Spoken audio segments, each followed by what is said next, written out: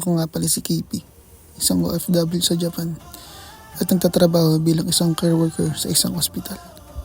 Wala namang bago sa araw na to. Kailangan ko lang lumabas kasi may nakalimutang ingredients para sa lulutuin namin mamaya. Dadaanan ko na rin yung mga kasama ko sa trabaho kasi saktong out na nila. Ang first destination natin ngayon is sa 2nd Street na medyo malapit dito sa amin. Nasira kasi yung chopping board namin kahapon kaya kailangan kong bumili. Nung last time kasi na dumaan kami sa 2nd Street, may nakita kaming mga murang chopping board doon. Kapag mayroon kasi kaming mga kulang na gamit sa bahay, sa mga second hand shop talaga namin hinahanap. Bukod sa mura na, maganda pa at halos hindi pa talaga nagagamit. Yung iba nga bago pa. Medyo hindi maganda ang panahon ngayon. Sana di tayo abutan ng ulan. Wala pa naman akong dalang payong at raincoat. Patay tayo nito pag umulan. Siguradong mababasa tayo.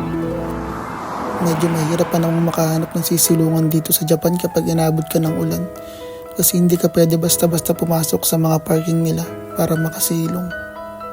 Medyo malaki rin kasi ang pagkakaiba ng Japan sa Pilipinas.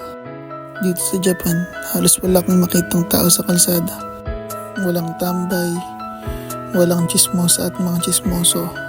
Walang mga taong manghuhusga sa suot mo. Walang mga batang naglalaro sa lansangan. Malinis ang paligid. Hindi mo kailangan mag-alala na baka mapagtripan ka o ma-hold up ka. At after ilang minutes ng pagbabike, nakarating na tayo sa first destination natin.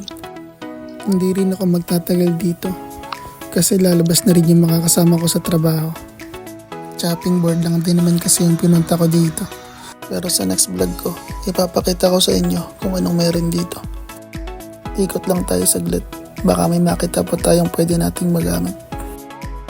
At nakita ko nga tong item na to na 300 yen lang na pwede nating magamit sa mga susunod na vlog natin. Kapag nagluto tayo, mukhang okay naman. Kaya kunin na rin natin to. Dito natin ilalagay yung mga hiniwa nating ingredients tulad ng sibuyas, bawang at iba pa. So maghanap naman tayo ngayon ng chopping board kasi yun naman talaga yung pinunta ko dito. At ito na lang yung available na meron sila. So medyo mura naman kaya siguro bilhin ko na rin to kasi wala na rin akong oras. So babayaran ko na din to kasi kailangan ko nang pumunta ng hospital kasi malapit nang mag-out yung mga kasama ko.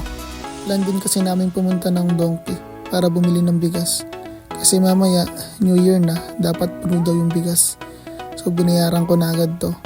Tapos, paglabas ko, medyo madilim na at parang uulan na din.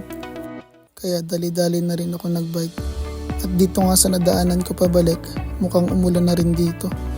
So sana mamaya hindi kami abutan ng ulan kasi wala akong raincoat. Tapos yung kasama ko sigurado wala ring dala yun kasi nung umalis sila kaninang umaga, okay naman yung panahon. Around 5 PM pa lang dito pero parang ang dilim-dilim na. Siguro dahil mukhang uulan nga. At andito na nga ako sa may hospital namin. Dito ulit ako dumaan kasi ang ganda kasing tingnan ng hospital namin.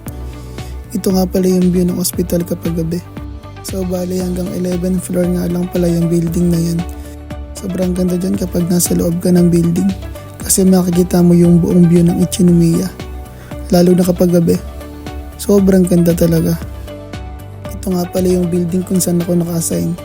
Yung workplace ko dyan is 9th floor. Kaya kitang-kita mo yung view. Hindi nga lang pwedeng mag-video sa loob ng hospital. Kaya hanggang labas lang tayo. At saktong dating ko sa hospital, saktong out na rin nila. Kaya di na ako naghintay ng matagal. At dumiretso na agad kami papuntang Donkey para bumili ng bigas.